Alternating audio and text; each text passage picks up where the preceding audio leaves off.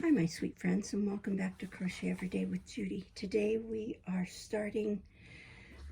we're continuing reading from Little Women, and our chapter is called Experiments.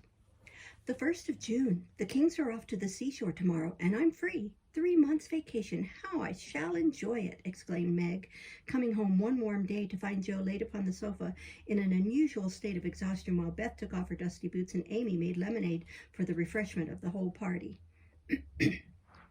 Aunt March went today, for which, oh, be joyful, said Joe. I was mortally afraid she'd ask me to go with her. If she had, I should have felt as if I ought to do it, but Plumfield is about as gay as a churchyard, you know, and I'd rather be excused. We had a flurry getting the old lady off, and I had a fright every time she spoke to me, for I was in such a hurry to be through that I was uncommonly helpful and sweet, and feared she'd find it impossible to part from me. I quaked till she was fairly in the carriage and had a final fright, for as it drove off she popped out her head saying, Josephine, won't you? I didn't hear any more, for I basely turned and fled. Poor old Joe, she came in looking as if bears were after her, said Beth as she cuddled her sister's feet with a motherly air. Aunt March is a regular samphire, is she not? Observed Amy, tasting her mixture critically. She means vampire, not seaweed, but it doesn't matter. It's too warm to be particular about one's parts of speech, murmured Joe. What shall you do all your vacation? Asked Amy, changing the subject with tact. I shall lie abed late and do nothing, replied Meg from the depths of the rocking chair. I've been routed up early all winter and had to spend my days working for other people, so now I'm going to rest and revel to my heart's content. No, said Joe, that dozy way wouldn't suit me. I've laid in a heap of books, and I'm going to improve my shining hours reading on my perch in the old apple tree. Don't let us do any lessons, Beth, for a while, but play all the time and rest, as the girls mean to, proposed Amy. Well, I will, if Mother doesn't mind. I want to learn some new songs, and my children need fitting up for the summer. May we, Mother? Asked Meg, turning to Mrs. March, who sat sewing in what they called Marmy's corner. You may try your experiment for a week and see how you like it. I think by Saturday night you will find that all play and no work is as bad as all work and no play. I now propose a toast, as my friend and partner Sari Gamp says, fun forever and no grubbing, cried Joe, raising glass in hand as the lemonade went round. Excuse me. They all drank it merrily and began the experiment by lounging for the rest of the day. Next morning, Meg did not appear till 10 o'clock.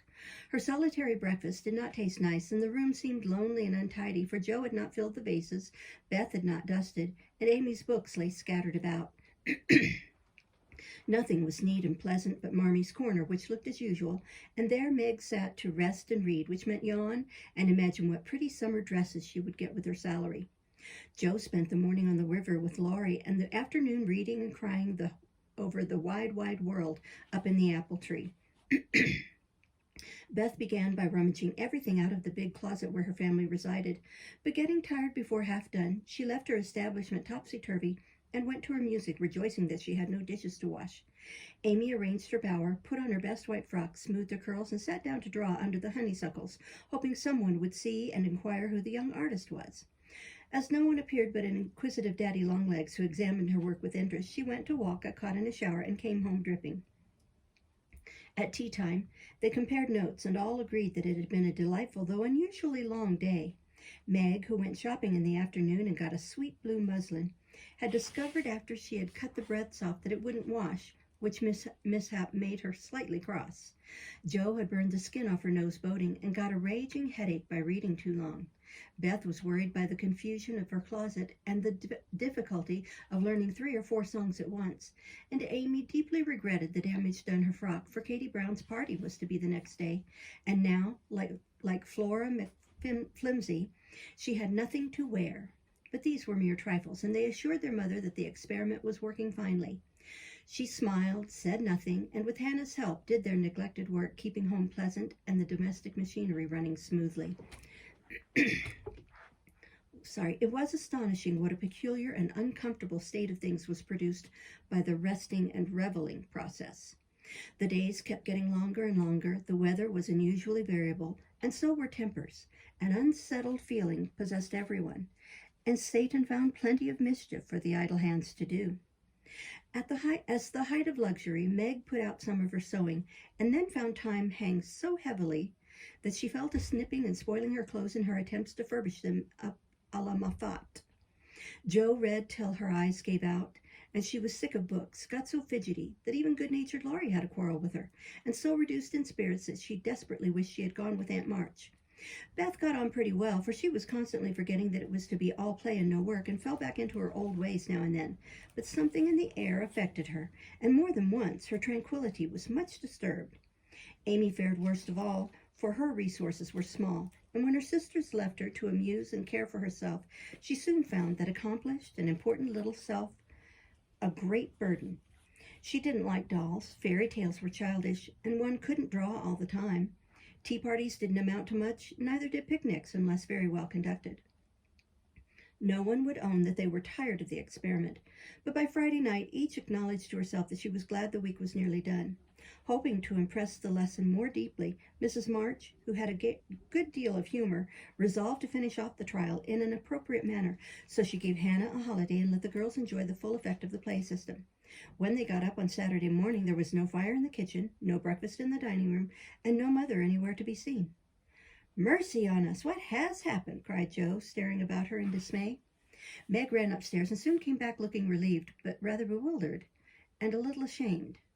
"Mother isn't sick, only very tired, and she says she is going to stay quietly in her room all day and let us do the best we can. She doesn't act a bit like herself, but she says it has been a hard week for her, so we must take care of ourselves." "That's easy enough, and I like the idea. I'm aching for something to do, that is, some new amusement, you know," added Jo quickly. In fact, it was an immense relief to them all to have a little work, and they took hold with a will, but soon realized the truth of Hannah's saying, "Housekeeping ain't no joke." There was plenty of food in the larder, and while Beth and Amy set the table, Meg and Jo got breakfast. "I shall take some up to Mother, though she said we were not to think of her, for she'd take care of herself," said Meg, who presided and felt quite matronly behind the teapot. So a tray was fitted out before anyone began and taken up with the cook's compliments. The boiled tea was very bitter, the omelet scorched, and the biscuits speckled with saleratus. But Mrs. March received her repast with thanks and laughed heartily over it after Jo was gone. "Poor little souls, they will have a hard time, I'm afraid, but they won't suffer, and it will do them good," she said, producing the more palatable viands with which she had provided herself, and disposing of the bad breakfast so that their feelings might not be hurt. Many were the complaints below, and great the chagrin of the head cook at her failures. "Never mind, I'll get the dinner and be servant. You be mistress, keep your hands nice, see company, and give orders," said Jo, who knew still less than Meg about culinary affairs. This obliging offer was gladly accepted, and Margaret retired to the parlor, which she hastily put in order by whisking the litter under the sofa and shutting the blinds to save the trouble of dusting. Jo, with perfect faith in her own powers and a friendly desire to make up the quarrel, immediately put a note in the office inviting Laurie to dinner.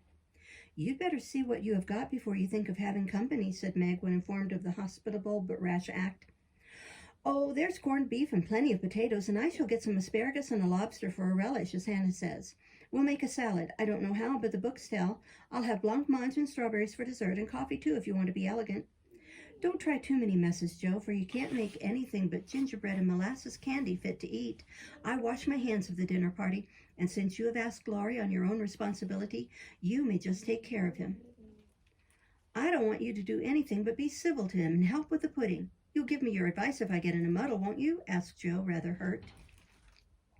"Yes, but I don't know much except about bread and a few trifles. You had better ask Mother's leave before you order anything," returned Meg prudently. "Of course I shall. I'm not a fool." And Jo went off in a huff at the doubts expressed of her powers. "Get what you like and don't disturb me. I'm going out to dinner and can't worry about things at home," said Mrs. March when Jo spoke to her. The unusual spectacle of her busy mother rocking comfortably and reading early in the morning made Jo feel as if some unnatural phenomenon had occurred, for an eclipse, an earthquake, or a volcanic eruption would hardly have seemed stranger. "Everything is out of sorts somehow," she said to herself, going downstairs. "There's Beth crying. That's a sure sign that something is wrong with this family. If Amy is bothering, I'll shake her." Feeling very much out of sorts herself, Jo hurried into the parlor to find Beth sobbing over Pip the canary, who lay dead in the cage, with his little claws pathetically extended, as if imploring the food for want of which he had died. "It's all my fault. I forgot him. There isn't a seed or a drop left. Oh, Pip, how could I be so cruel to you?" cried Beth, taking the poor thing in her hands and trying to restore him. Joe peeped into his half-open eye, felt his little heart, and finding him stiff and cold, shook her head and offered her domino box for a coffin. Put him in the oven, and maybe he will get warm and revive, said Amy hopefully. He's been starved, and he shan't be baked now he's dead. I'll make him a shroud, and he shall be buried in the garden, and I'll never have another bird, never, my Pip, for I am too bad to own one, murmured Beth. The funeral shall be this afternoon, and we will all go. Now don't cry, Bethy, it's a pity, but nothing goes right this week, and Pip has had the worst of the experiment. Make the shroud and lay him in my box, and after the dinner party we'll have a nice little funeral, said Joe. Leaving the others to console Beth, she departed to the kitchen, which was in a most discouraging state of confusion. Putting on a big apron, she fell to work and got the dishes piled up ready for washing when she discovered that the fire was out. Here's a sweet prospect, muttered Joe, slamming the stove door open and poking vigorously among the cinders. Having rekindled the fire, she thought she would go to market while the water heated. The walk revived her spirits, and flattering herself that she had made good bargain, she trudged home again after buying a very young lobster, some very old asparagus, and 2 boxes of acid strawberries. By the time she got cleared up, the dinner arrived, and the stove was red hot. Hannah had left a pan of bread to rise. Meg had worked it up early, set it on the hearth for a second rising, and forgotten it. Meg was entertaining Sally Gardner in the parlor when the door flew open, and a flowery, crocky, flushed, and disheveled figure appeared, demanding tartly, "I say, isn't bread risen enough when it runs over the pans?" Sally began to laugh, but Meg nodded and lifted her eyebrows as high as they would go, which caused the apparition to vanish and put the sour bread into the oven without further delay. Mrs. March went out, after peeping here and there to see how matters went, also saying a word of comfort to Beth, who sat making a winding sheet, while the dear departed lay in state in the domino box. A strange sense of helplessness fell upon the girls as the gray bonnet vanished round the corner, and despair seized them when a few minutes later Miss Crocker appeared and said she'd come to dinner. Now this lady was a thin yellow spinster with a sharp nose and inquisitive eyes who saw everything and gossiped about all she saw. They disliked her, but had been taught to be kind to her simply because she was old and poor and had few friends. So Meg gave her the easy chair and tried to entertain her while she asked questions, criticized everything, and told stories of the people whom she knew. Language cannot describe the anxieties, experiences, and exertions which Joe underwent that morning, and the dinner she served up became a standing joke. Fearing to ask any more advice, she did her best alone, and discovered that something more than energy and goodwill is necessary to make a cook. She boiled the asparagus for an hour, and was grieved to find the heads cooked off and the stalks harder than ever. The bread burned black, for the salad dressing so aggravated her that she let everything else go till she had convinced herself that she could not make it fit to eat. The lobster was a scarlet mystery to her, but she hammered and poked till it was unshelled, and its meager proportion concealed in a grove of lettuce leaves. The potatoes had to be hurried, not to keep the asparagus waiting, and were not done at last. The blancmange was lumpy, and the strawberries not as ripe as they looked. Well, they can eat beef and bread and butter if they are hungry, only it's mortifying to have to spend your whole morning for nothing, thought Joe as she rang the bell half an hour later than usual, and stood hot, tired, and dispirited, surveying the feast spread for Laurie, accustomed to all sorts of elegance, and Miss Crocker, whose curious eyes would mark all failures, and whose tattling tongue would report them far and wide. Poor Joe would gladly have gone under the table, as one thing after another was tasted and left, while Amy giggled, Meg looked distressed, Miss Crocker pursed up her lips, and Laurie talked and laughed with all his might to give a cheerful tone to the festive scene. Joe's one strong point was the fruits, for she had sugared it well and had a pitcher of rich cream to eat with it. Her hot cheeks cooled a trifle, and she drew a long breath as the pretty glass plates went round, and everyone looked graciously at the little rosy islands floating in a sea of cream. Miss Crocker tasted first, made a wry face, and drank some water hastily. Joe, who had refused, thinking there might not be enough, excuse me, for they dwindled sadly after the picking over, glanced at Laurie, but he was eating away manfully, though there was a slight pucker about his mouth, and he kept his eyes fixed on his plate. Amy took a heaping spoonful, choked, hid her face in her napkin, and left the table precipitately. "Oh, what is it?" exclaimed Joe, trembling. "Salt instead of sugar, and the cream is sour," replied Meg. Joe uttered a groan and fell back in her chair, remembering that she had given a last hasty powdering to the berries out of the 2 boxes on the kitchen table, and had neglected to put the milk in the refrigerator. She turned scarlet and was on the verge of crying when she met Laurie's eyes, which would look merry in spite of his heroic efforts. The comical side of the affair suddenly struck her, and she laughed till the tears ran down her cheeks. So did everyone else, even Croker, as the girls called the old lady, and the unfortunate dinner ended gaily, with bread and butter, olives, and fun. I haven't strength of mind enough to clear up now, so we will sober ourselves with the funeral, said Joe as they rose and Miss Crocker made ready to go. They did sober themselves for Beth's sake. Laurie dug a grave under the ferns in the grove. Little Pip was laid in with many tears by his tender-hearted mistress, and covered with moss, while a wreath of violets and chickweed was hung on the stone which bore his epitaph, composed by Joe while she struggled with the dinner. Here lies Pip March, who died the 7th of June, loved and lamented sore, and not forgotten soon. Mrs. March came home to find the 3 older girls hard at work in the middle of the afternoon, and a glance at the closet gave her an idea of the success of one part of the experiment. As twilight fell, dewy and still, one by one they gathered in the porch where the June roses were budding beautifully, and each groaned or sighed as she sat down, as if tired or troubled. "What a dreadful day this has been," began Joe. "It has seemed shorter than usual, but so uncomfortable," said Meg. "Not a bit like home," added Amy. "It can't seem so without Marmee and little Pip," sighed Beth, glancing with full eyes at the empty cage above her head. "Here's Mother, dear, and you shall have another bird tomorrow, if you want it." As she spoke, Mrs. March came and took her place among them, looking as if her holiday had not been much pleasanter than theirs. "Are you satisfied with your experiment, girls, or do you want another week of it?" she asked.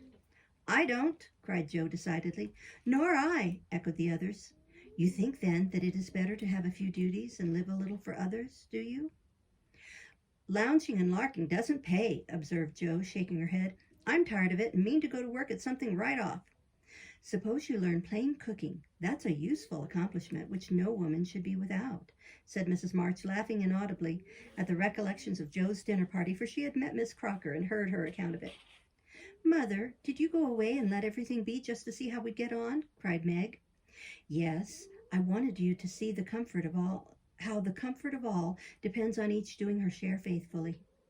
While Hannah and I did your work, you got on pretty well, though I don't think you were very happy or amiable, or I thought I would show you what happens when everyone thinks only of herself.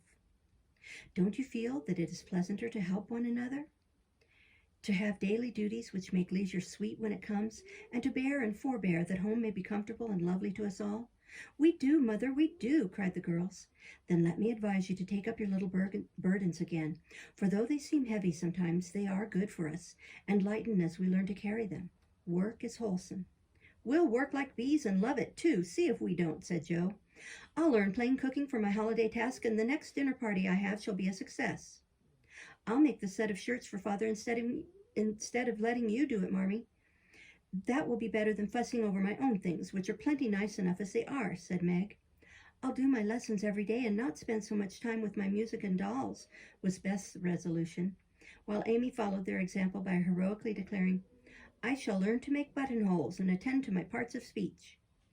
"Very good. Then I am quite satisfied with the experiment, and fancy that we shall not have to repeat it. Only don't go to the other extreme and delve like slaves. Have regular hours for work and play, make each day both useful and pleasant, and prove that you understand the worth of time by employing it well. Then youth will be delighted, old age will bring few regrets, and life become a beautiful success in spite of poverty." "We'll remember, Mother." And they did. We'll stop there and start next time with Camp Lawrence.